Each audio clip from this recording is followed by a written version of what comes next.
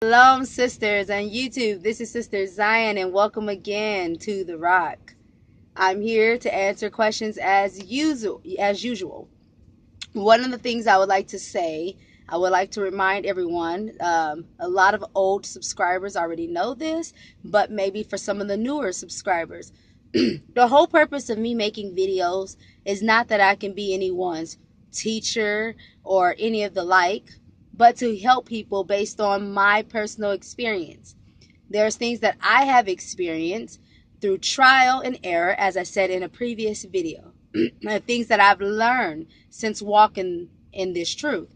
And by the mistakes I've made, I've also learned the right way of doing things in certain areas in my life. And I do like to share those things to help other sisters, because what we find is that the Bible talks about in Titus 2 that the older women shall be teaching the younger women and preparing them, how to love their husbands, how to love their children, to be keepers at home, to do good and to be sober in mind, have self-control, things of that nature. And a lot of us do not have that example in older women. I'm not saying that they're not out there, but I am saying that a lot of us do not see those who know who those people are. There's very few people I know, and I've come across a lot of people, and there's very few people I know who are of the aged women who can teach us to do these things. So I like to share based on my experience and give information or the little knowledge that I've learned over the years to help other sisters and to keep them from making the same mistakes that I have already made. Because there's not a lot of people out here teaching. There are people out there teaching, but from what I see out there, I avoid almost most people because they're not teaching daughters of Zion to be submissive. They're not teaching us to be holy. They're not teaching us to be set apart. They're not teaching us how to honor, obey, respect our husbands. They're not teaching us how to be as sisters to other sisters. They're mostly teaching us how that we are equal to a husband, or the information that I've seen that is out there is quite opposite to what we're supposed to know. And then you have so many women, and I know, like I said, a lot of women contact us, just as I know women contact other places, but they talk about and they share how they're listening to one channel or another, and they get the idea from these channels that they don't have to submit, or that obedience is not exactly what the Bible is saying it is. And so when I share this information, it's just so other sisters do get the correct information based on the experience that I have, based on trials and errors that I have made, and based on the knowledge that I've gained or that I'm walking currently. I do not have all the facts and all the information and on all those things, on everything. I do not. But as I learn, I do share. So other sisters can have some sort of steps laid out for them, something that, errors that they can avoid by someone else's life. And I hope that you all are appreciating this information, because I do take the time out to give this knowledge for a reason. So that way, especially the younger sisters that are coming in, they ask so many questions. They have no direction. They can't go to their parents, because most of the time our parents are not Israel. They do not follow the way. They don't keep the law, statutes, and commandments. They can't go to other women, because when you go to other women, quite frankly, young and old women are just as bad as our generation of women. They are just as rebellious. They don't have husbands. They don't have a way to guide us. And so when I make these videos, it's just so that, things that I've learned over the years, I can put them out in a video, and you can use whatever you see fit that will help you in your own marriage, in your own life, or your own walk, and apply them. If they don't apply, disregard it. So with that being said, I just wanted to make that clear, because I know we had lots of new subscribers, and I've never really, repeated that before. So I wanted to do it now. Now, the context of this video is I've been asked questions about how should sisters prepare when joining a family, a family that's already coexisting, that's already going, and you want to join into their family. So I can give you, like I said, the information based on my experience of things that I think that's important. I don't know how many of you watched my polygyny videos before, or my submission videos, but I have talked about before as one of the most important things that sisters need to do before joining a family, and is asking questions. It is so important that you ask questions. There are sisters giving testimonies to other people, um, to to us, my family, as well as other families, that they got into a household with a family that they wanted to join, and they have all these complaints and they have all these bad experiences. And when you dig deeper down into this information, the reason why there's so many bad experiences and so many complaints is because sisters are not asking questions.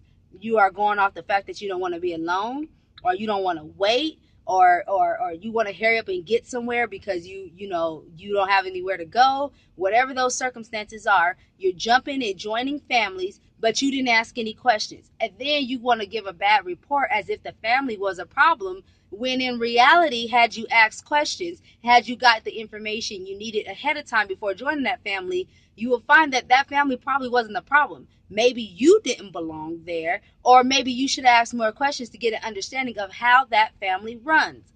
That is like half of the issues, at least, that I've known from the phone calls we've gotten that we find with sisters. You're not asking questions. You want to just hurry up and get somewhere. You're like, I like them and I think I fit good with them. You go in there, you're trying to come and you want to control things. You think that you're supposed to have a certain level of say so in the house or whatever. You didn't ask any questions. You don't know how the family runs because you just wanted to get somewhere. And then you get there and then you're disappointed. And then you put yourself in position to be in sin because you're not following a biblical protocol in order to leave that family. Now in Israel, women didn't really divorce their husbands. That didn't happen. Women did not just go around divorcing their husbands. But you're joining families and then like, oh, I just up and left. Says who? You can't just do that. Not as an Israelite woman. And that's why I say in these videos, ask questions. If you want to join a family, ask questions. You need to find out as much knowledge as possible. You need to find out, how does that man run his house? You need to find out, what's the man's vision? You need to find out where you fit in his vision. You need to find out, you know, you need to find out what direction that the family is going in, and then you are coming and you are going to join in and you're going to go that exact same direction. You're not going elsewhere. You're not going over here. You're going that same direction the family is going. And if you cannot do that, then you don't need to be with that family, especially an Israelite family. And the reason I say this, because that's the one thing that a lot of women are not preparing for. I find that the number one thing women need to prepare for is their mind. You have to change your mind, especially if you're going into a family that already exists. Because remember, they were already there. They were already moving in that direction that Yahweh has given them. And when you come and join in, you're not there to change the direction. You need to ask lots of questions, and then you need to prepare yourself. You need to prepare yourself because if you are a single woman, mind you, okay, if you're a single woman and you're joining a family, you have to remember, however many years that you have been single, you have learned a way that you do things. You learn the way that you wash your clothes. You learn the way you like to organize things. You've learned how, when you want to wake up. You learn what you want to eat. You learn how you want your day to start and end. You've learned those sort of things. But when you get married, especially to a man in Israel who has a vision, you may not be able to do all those things the way you want to do it. So you have to be able to change. And so when you are inquiring of these families and you want to join, you need to ask these questions. Do you have a time that we wake up in the morning? What time would you prefer? How do y'all eat? What do y'all eat? I had a sister who wanted to join a family, and in fact, I think she did join the family, and she's vegetarian. But you know what didn't happen? She didn't want to tell the family, or she didn't think to tell the family, I am vegetarian. How do you know that family want to support your vegetarian lifestyle? Some of you say, well, it shouldn't be a big deal and they should support it. No, it's a big deal, because just because you want to be vegetarian, is there something wrong with you being vegetarian? No. But you can't just demand that the family allows you to be vegetarian and buy what you want them to buy. Maybe that family wants to, maybe they're not vegetarian. Maybe they don't want to spend money on certain vegetarian foods that you would like to eat. Maybe that's not where they want to spend their money. And when you shop in these stores nowadays, food is expensive, especially, you trying to eat organic. And this particular sister, she wants all these organic foods, and they have to be vegetarian, they have to be this kind of way, that kind of way, and that costs the family more money in expenses that they're not planning on spending. They're going to spend the expenses for you to be there, to feed you, to put a roof over your head, to put clothing on your back, but they don't have to go out and spend extra money because you want to eat a particular way. And this is why you need to ask questions. This is why you need to talk to the head who you are trying to become one with. You need to let him know, hey, I'm vegetarian. Is that a problem? This is the type of food that I would like to eat. Do you have a problem with purchasing that food? Do you have a problem with getting that for me? Because if you don't think that you're going to be able to make it with that family over the fact that you're vegetarian, that may not be the family for you if that head does not want to purchase all the things you want to eat because you're a vegetarian. So that's just like one example. So this is why I say ask questions. You need to understand how everything runs, and you need to understand again where you fit. You need to ask the very basic questions. Ask questions like what type of soap you use. Ask questions like what type of dishwashing liquid you use, for crying out loud. I know that sounds silly, but for some people that can be a big deal. And I'm not mentioning things that I have not already come up already. Some people want to use a different dishwashing liquid than the family's using. Well, if you didn't ask them what type of dishwashing liquid and you think that you're going to have that big of an issue over the type of dishwashing liquid you're using, then ask that question. Ask them how often do they go to the doctor. Women, if you bring in children, listen, please, please, please, save yourself some trouble. If you are bringing in children, you need to ask questions. Find out how they raise their children. Find out how they school their children.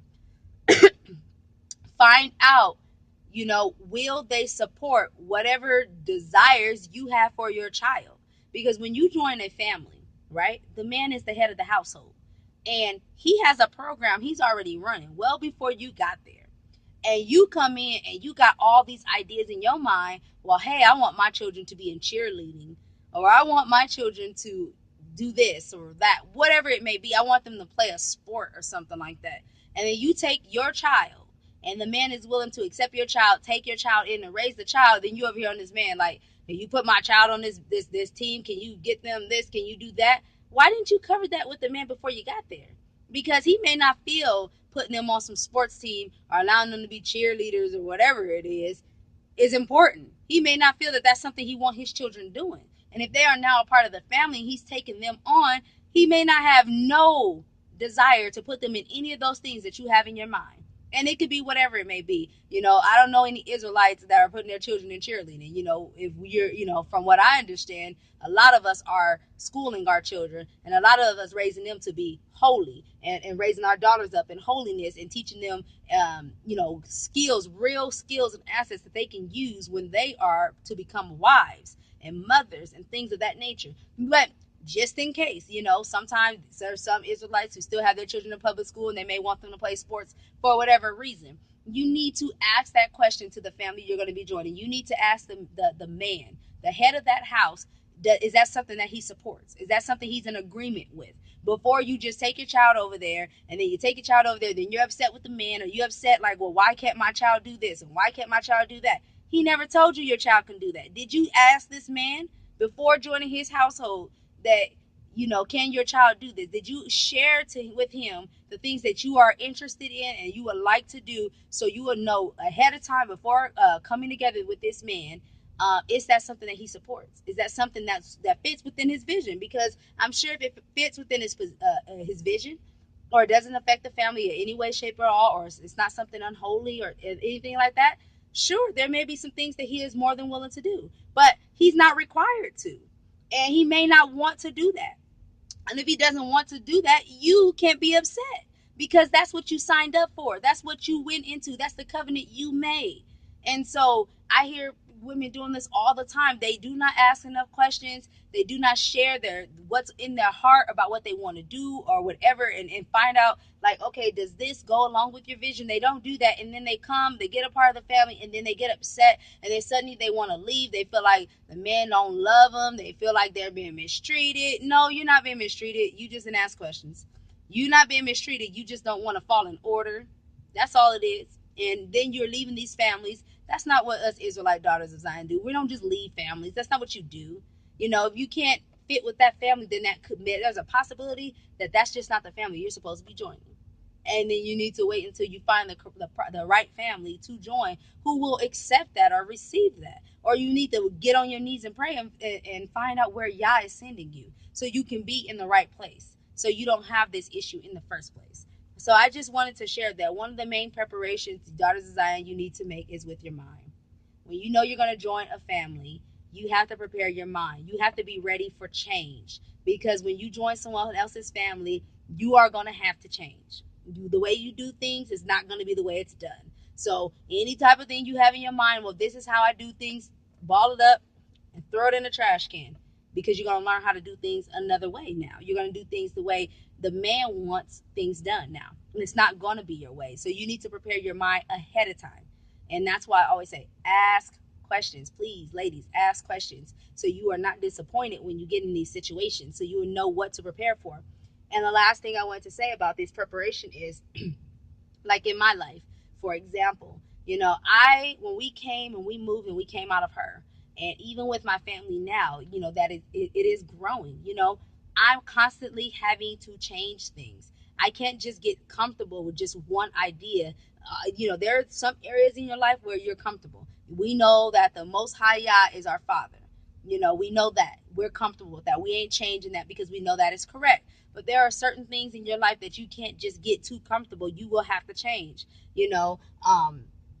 My master, when he comes home, I may have a schedule, and I'm like, these are the things I want to get done today. And just a couple of days ago, it sounded like that was going to work out just fine. But then he may come home and say, you know what? Rain is coming. Before this rain comes, we need to do this. We got to prepare for this. We got to do all these different things. And that may take you off your previous schedule, and you have to be able to adjust. You have to be able to say, okay, well, this plan, we ain't gonna be able to do that today. So we may have to put that on another day because the rain is coming, and I have to prepare that we have enough wood or enough sticks and enough things that we need to keep the wood burner stove going. And I have to make sure that if I have laundry in the line, the rain is coming, we have to make sure that the stuff is getting dry and getting in the house. Or we have to make sure that the yard gets clean. Or if, the rain is coming, we may need to plant some more seeds, so when the rain comes, the rain could hit them seeds and start the germination process. You know what I mean? So sometimes things just change, and you have to be able to change too. You can't have attitude. I plan to do this today and this today, and now you done came and ruined my plans, and now I'm going to get behind. No, you got to be ready. Another example, just this last month, October, we got frost. It snowed 3 or 4 times. It got under in the teens. It was so cold. We weren't cold like this last year at all when it was in October. But this year in October, it snowed 3 times. We wasn't prepared for that. We wasn't even ready to get the wood burning stove going. But you know what? We had to change. So we had plans to do other things. There was other things that we were planning during this fall season that had to stop at the last minute and had to change because we were not prepared for it to snow. We were not prepared for it to drop under 20 degrees many days throughout several weeks. We weren't prepared for that because that wasn't normal for us. Last year didn't do that. We weren't expecting that. But you know what? We had to adjust to that. And suddenly we had to put on all our plans on hold, and we had to address a whole nother issue. And it took time out of our busy day. It took time out of our schedule to what we were going to initially do. Now that stuff had to be put on the back burner, and we had to deal with this. We had to make sure our wood burning stove was going. We had to make sure, okay, that we had enough wood. My master had to go and make sure, okay, now I got to cut down some extra trees and stuff like that and get some logs and things because now we're going to need extra because apparently winter decides it wants to show up a little sooner, this year. And it was only for a couple weeks, but still, it put us 2 weeks behind on other plans. We had to do that. So you have to learn to adjust to things like that.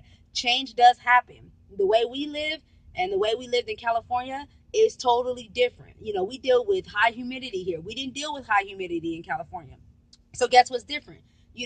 Out here with high humidity, things tend to mold. I took my stuff out of storage and there was mold. I've never had that experience in California. I've never had that experience in Arizona. So this was something new for me. And guess what I had to do? I had to adjust. I had to say, okay, I need to learn something else. What causes mold? How do you deal with it? Why is my things in this box? Why is mold getting in here? So now what do I have to do to address this issue and fix this issue? That's what I had to do. I had to adjust. And if you don't learn how to adjust, you're not going to be able to make it. How are you going to make it if you can't adjust to change? And so I just want to encourage you daughters of Zion, you sisters out there, to learn those things. Adjust. If you're going to join a family, ask questions. Ask all the questions you could think of. There's no such thing in my eyes to a stupid question when you're going to join a family, because when you join that family, you are putting everything on the line. Your life is going to be forever changed at that point. And before you walk into a situation, you want to know what you've gotten yourself into. And some of you, sisters out here, you have an opportunity to learn this before jumping into a bad situation. Some of us didn't even get a chance to learn some of these things before being in a situation. We were just in the situation, and then we learned it, and we're like, oh, we're in the situation. But some of you sisters have the luxury of turning on YouTube and having people speak, certain things to you to help you get prepared, so that way when you do join a family, you already know what to be prepared for. So sisters, I encourage you to ask as many questions as possible, anything you could think of, to make sure you understand properly how you fit into this person's house, how you fit into that master's house, how do you fit with that family, what's your role going to be in that home, and how you can get on board and move in that same direction. You're not coming there to change anything. You're coming there to learn, you're coming there to get on board, and you're coming on to there to move in the same direction as the family. You're not coming there to lead the family in another direction. You're coming to get in line with the family so everyone can keep going the same direction. That's what you're doing. You're not there for anything else, for your own aspirations and desires. And if you have some desires, or you even have things that you think you can add to the family, talk to the master of that house. Let him know that ahead of time. Talk to him about him and see if what you're thinking have anything to do with his vision. Maybe, those little jewels that you have may help the family. It may be a jewel indeed, and it may help the family, but you need to bring that before the master ahead of time so he can let you know where that fits into his plans, to the plans that he has for the family. Maybe it fits in, but it won't fit in until next year. Maybe it'll fit in 2 years from now. But if you present that ahead of time, at least you will be aware of those things instead of assuming.